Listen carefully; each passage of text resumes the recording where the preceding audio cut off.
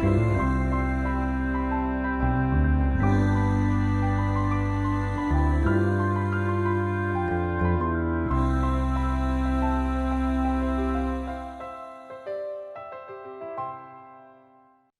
and welcome to Book Circle. I'm Earl Weinberg.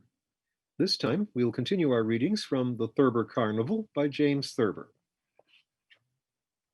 University Days. I passed all the other courses that I took at my university, but could never pass botany. This was because all botany students had to spend several hours a week in a laboratory looking through a microscope at plant cells, and I could never see through a microscope. I never once saw a cell through a microscope. This used to enrage my instructor. He would wander around the laboratory, pleased with the progress all the students were making in drawing the involved and, so I am told, interesting structure of flower cells, until he came to me. I would just be standing there. "I can't see anything," I would say.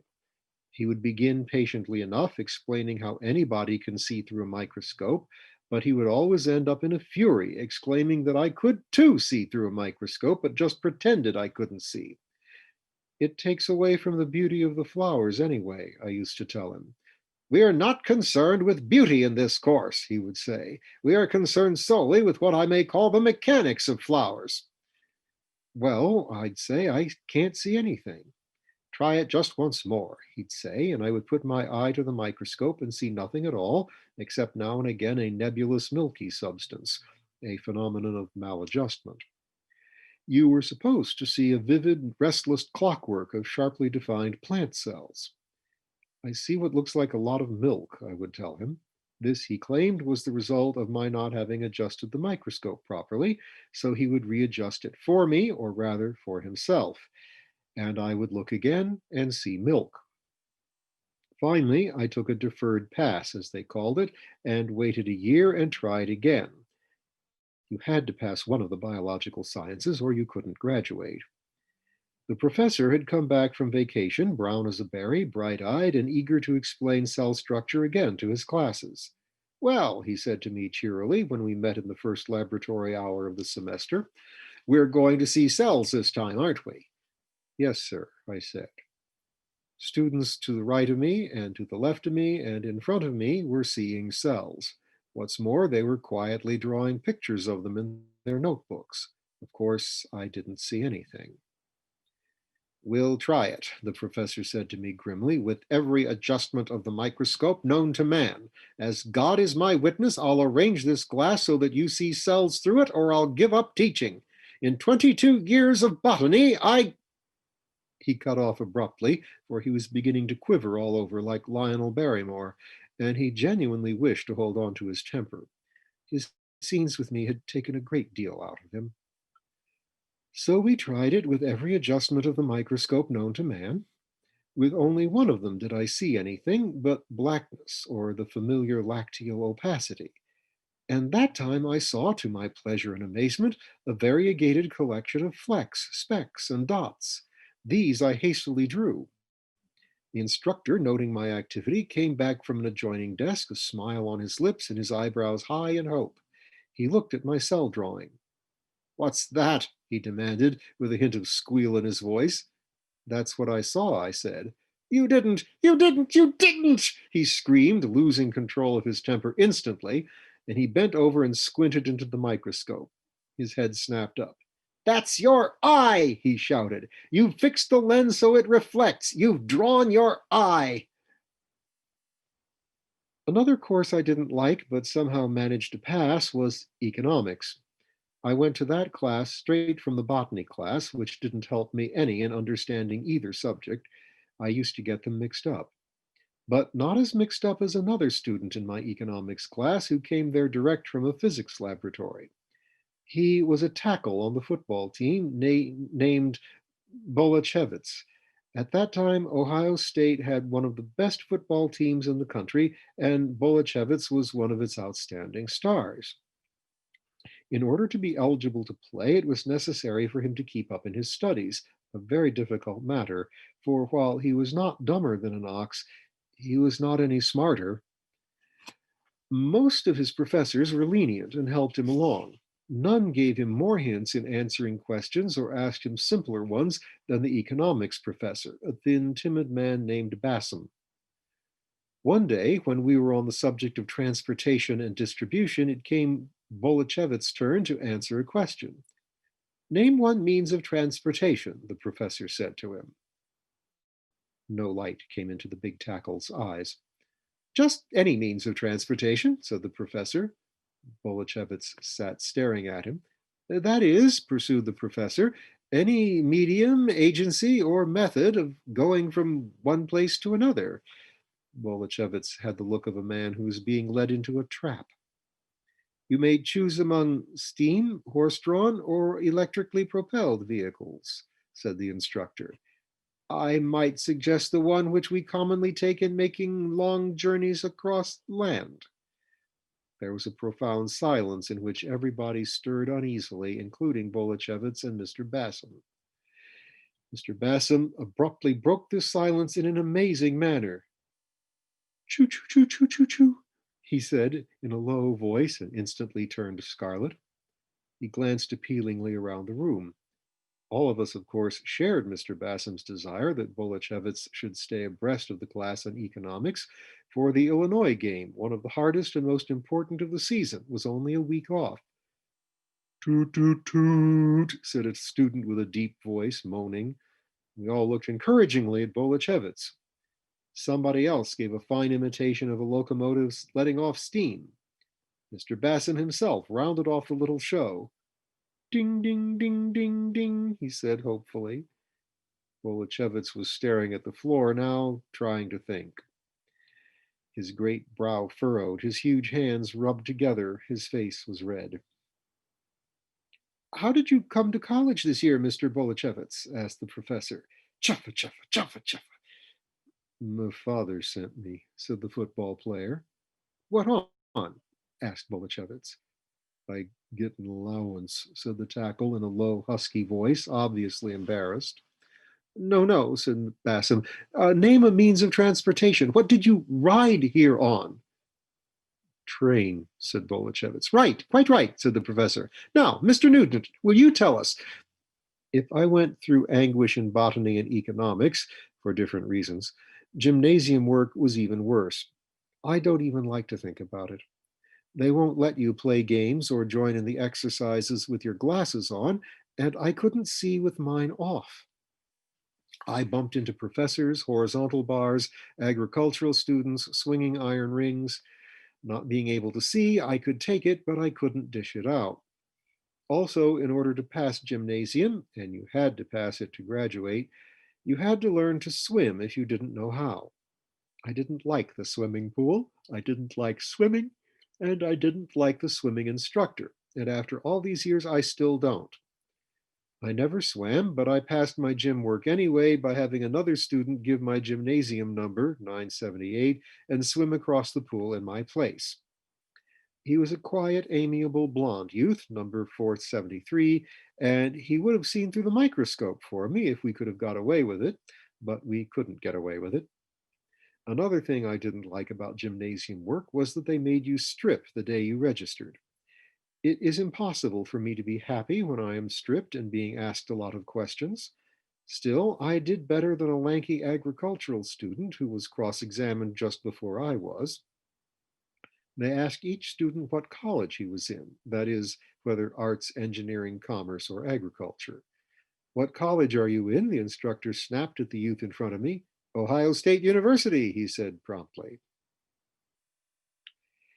It wasn't that agricultural student, but it was another whole lot like him who decided to take up journalism, possibly on the ground that when farming went to hell, he could fall back on newspaper work. He didn't realize, of course, that that would be very much like falling back full length on a kit of carpenter's tools. Haskins didn't seem cut out for journalism, being too embarrassed to talk to anybody and unable to use a typewriter. But the editor of the college paper assigned him to the cow barns, the sheep house, the horse pavilion, and the animal husbandry department generally. This was a genuinely big beat, for it took up 5 times as much ground and got 10 times as great a legislative appropriation as the College of Liberal Arts. The agricultural student knew animals, but nevertheless his stories were dull and colorlessly written. He took all afternoon on each of them, on account of having to hunt for each letter on the typewriter. Once in a while, he had to ask somebody to help him hunt. C and I were particularly hard letters for him to find. His editor finally got pretty much annoyed at the farmer journalist because his pieces were so uninteresting. See here, Haskins, he snapped at him one day. Why is it we never have anything hot from you on the horse pavilion? Here we have 200 head of horses on this campus, more than any other university in the Western Conference except Purdue. And yet you never get any real lowdown on them. Now shoot over to the horse barns and dig up something lively. Haskins shambled out and came back in about an hour. He said he had something. Well, tart it off snappily, said the editor. Something people will read. Haskins set to work and in a couple of hours brought a sheet of typewritten paper to the desk. It was a 200-word story about some disease that had broken out among the horses. Its opening sentence was simple but arresting. It read, "Who has noticed the sores on the tops of the horses in the animal husbandry building?" Ohio State was a land-grant university, and therefore 2 years of military drill was compulsory. We drilled with old Springfield rifles and studied the tactics of the Civil War, even though the World War was going on at the time. At 11 o'clock each morning, thousands of freshmen and sophomores used to deploy over the campus, moodily creeping up on the old chemistry building. It was good training for the kind of warfare that was waged at Shiloh, but it had no connection with what was going on in Europe. Some people used to think there was German money behind that, but they didn't dare say so, or they would have been thrown in jail as German spies. It was a period of muddy thought and marked, I believe, the decline of higher education in the Middle West. As a soldier, I was never any good at all. Most of the cadets were glumly indifferent soldiers, but I was no good at all. Once General Littlefield, who was commandant of the Cadet Corps, popped up in front of me during regimental drill and snapped, "You are the main trouble with this university." I think he meant my type was the main trouble with the university, but he may have meant me individually. I was mediocre at drill, certainly, that is, until my senior year. By that time, I had drilled longer than anybody else in the Western Conference, having failed at military at the end of each preceding year, so that I had to do it all over again. I was the only senior still in uniform. The uniform, which when new had made me look like an interurban railway conductor, now that it had become faded and too tight, made me look like Bert Williams in his bellboy act. This had a definitely bad effect on my morale. Even so, I had become by sheer practice little short of wonderful at squad maneuvers. One day, General Littlefield picked out our company out of the whole regiment and tried to get it mixed up by putting it through one movement after another as fast as we could execute them. Squads right, squads left, squads on right into line, squads right about, squads left front into line, etc. In about 3 minutes, 109 men were marching in one direction, and I was marching away from them at an angle of 40 degrees, all alone. "Company, halt!" shouted General Littlefield. "That man is the only man who has it right." I was made a corporal for my achievement. The next day, General Littlefield summoned me to his office. He was swatting flies when I went in. I was silent, and he was silent too for a long time. I don't think he remembered me or why he had sent for me, but he didn't want to admit it. He swatted some more flies, keeping his eyes on them narrowly before he let go with the swatter. "Button up your coat," he snapped. Looking back on it now, I can see that he meant me, although he was looking at a fly, but I just stood there. Another fly came to rest on a paper in front of the general and began rubbing its hind legs together. The general lifted the swatter cautiously. I moved restlessly, and the fly flew away. "You startled him," barked the general, looking at me severely. I said I was sorry. "That won't help the situation," snapped the general with cold military logic.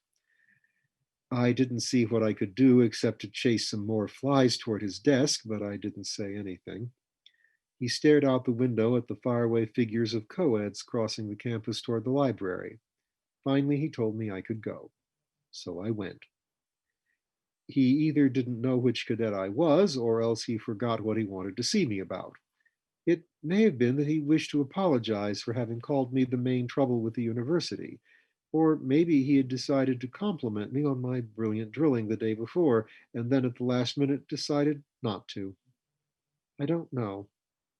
I don't think about it much anymore.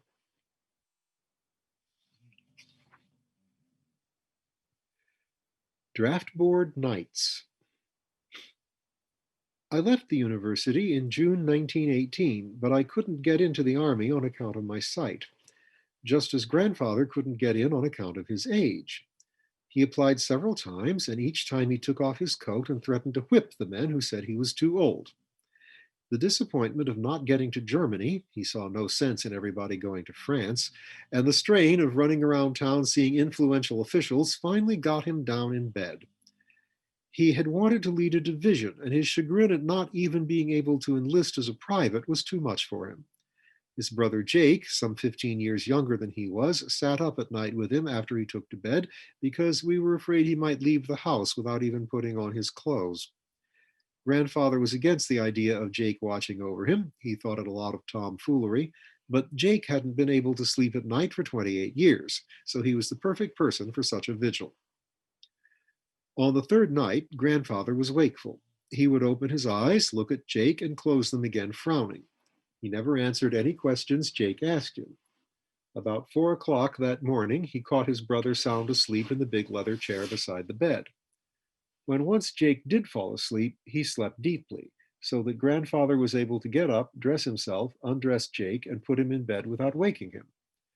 When my Aunt Florence came into the room at 7 o'clock, grandfather was sitting in the chair reading the memoirs of U.S. Grant, and Jake was sleeping in the bed. "He watched while I slept," said grandfather, "so now I'm watching while he sleeps." It seemed fair enough. One reason we didn't want grandfather to roam around at night was that he had said something once or twice about going over to Lancaster, his old hometown, and putting his problem up to Kump, that is, General William Tecumseh Sherman, also an old Lancaster boy. We knew that his inability to find Sherman would be bad for him, and we were afraid he might try to get there in the little electric runabout that had been bought for my grandmother. She had become, surprisingly enough, quite skillful at getting around town in it. Grandfather was astonished and a little indignant when he saw her get into the contraption and drive off smoothly and easily. It was her first vehicular triumph over him in almost 50 years of married life, and he was determined to learn to drive the thing himself. A famous old horseman, he approached it as he might approach a wild colt.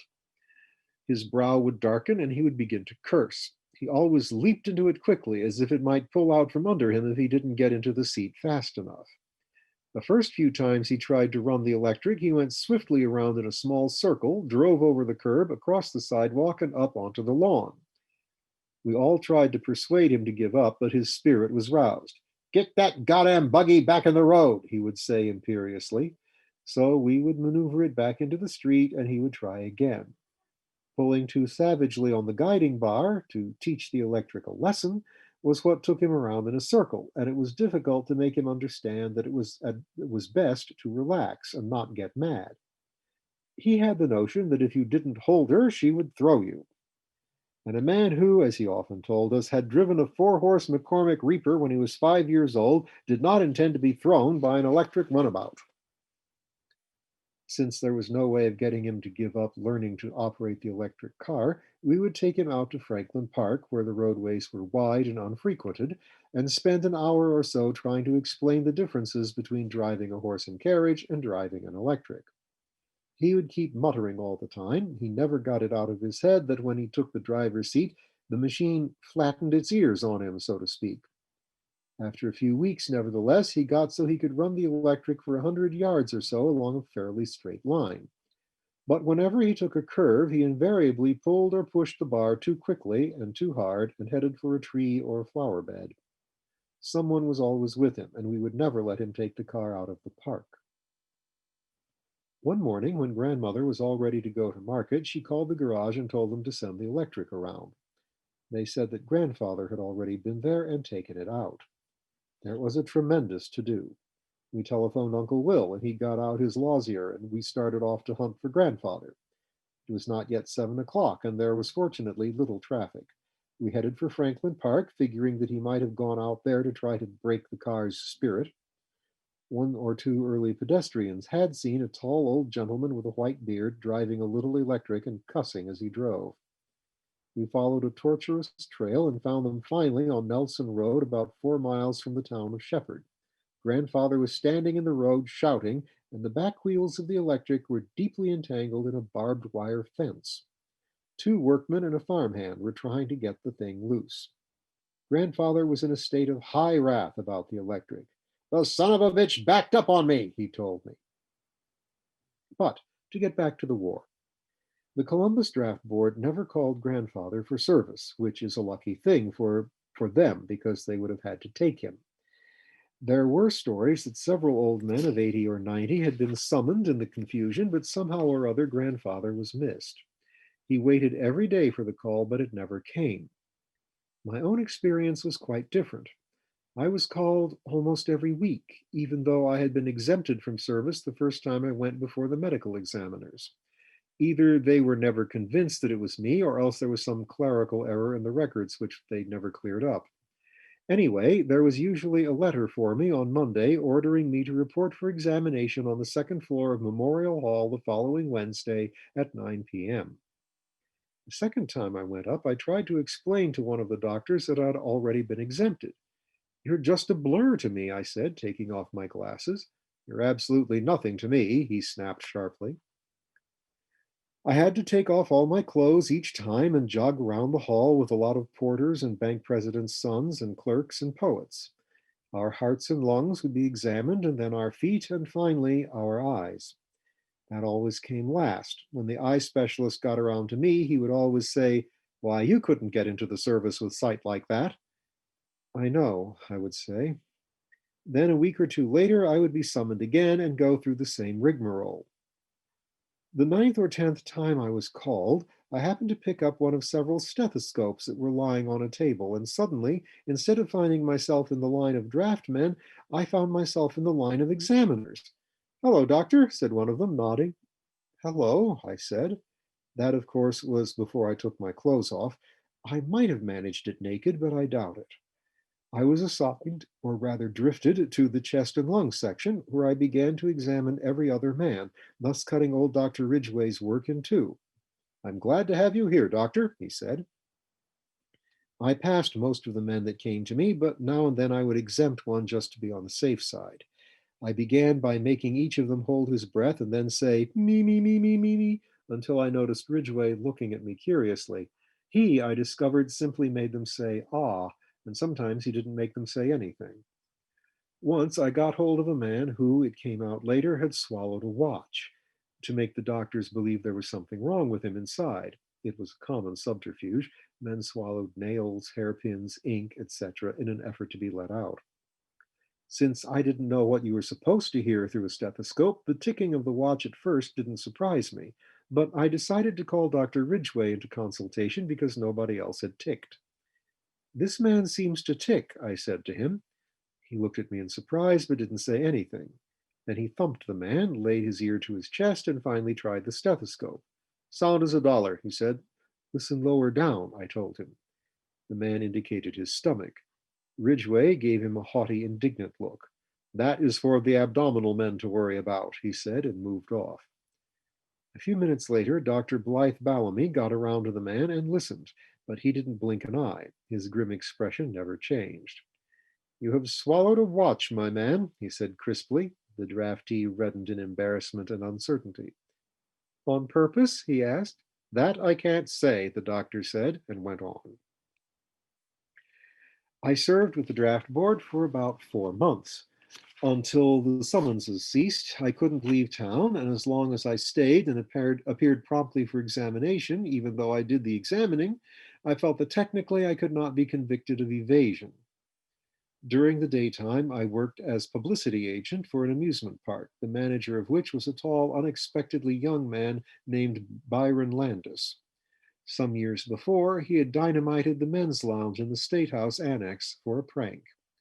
He enjoyed pouring buckets of water on sleeping persons, and once he had barely escaped arrest for jumping off the top of the old Columbus Transfer Company building with a homemade parachute. He asked me one morning if I would like to take a ride in the new Scarlet Tornado, a steep and wavy roller coaster. I didn't want to, but I was afraid he would think I was afraid, so I went along. It was about 10 o'clock, and there was nobody else at the park except workmen in attendance and concessionaires in their shirt sleeves. We climbed into one of the long gondolas of the roller coaster, and while I was looking around for the man who was going to run it, we began to move off. Landis, I discovered, was running it himself. But it was too late to get out. We had begun to climb, clickety clockety, up the first steep incline, down the other side of which we careened at 80 miles an hour. I didn't know you could run this thing, I bawled at my companion as we catapulted up a 60-degree arch and looped headlong into space. I didn't either, he bawled back.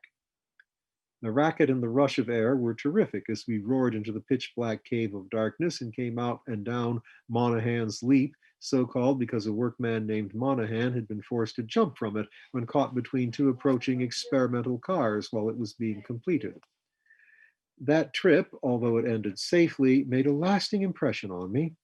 It is not too much to say that it has flavored my life. It is the reason I shout in my sleep, refuse to ride on the elevated, keep jerking the emergency brake in cars other people are driving, have the sensation of flying like a bird when I first lie down, and in certain months can't keep anything on my stomach. During my last few trips to the draft board, I went again as a draft prospect, having grown tired of being an examiner. None of the doctors who had been my colleagues for so long recognized me, not even Dr. Ridgway. When he examined my chest for the last time, I asked him if there hadn't been another doctor helping him. He said there had been. Did he look anything like me? I asked. Dr. Ridgway looked at me. I don't think so, he said. He was taller. I had my shoes on while he was examining me. I had my shoes off while he was examining me. A good pulmonary man, added Ridgway. Relative of yours? I said yes. He went to he set me on to Dr. Quimby, the specialist who had examined my eyes 12 or 15 times before. He gave me some simple reading tests. You could never get into the army with eyes like that, he said. I know, I told him. Late one morning, shortly after my last examination, I was awakened by the sound of bells ringing and whistles blowing. It grew louder and more insistent and wilder. It was the armistice. And we'll hear more from Mr. Thurber next time.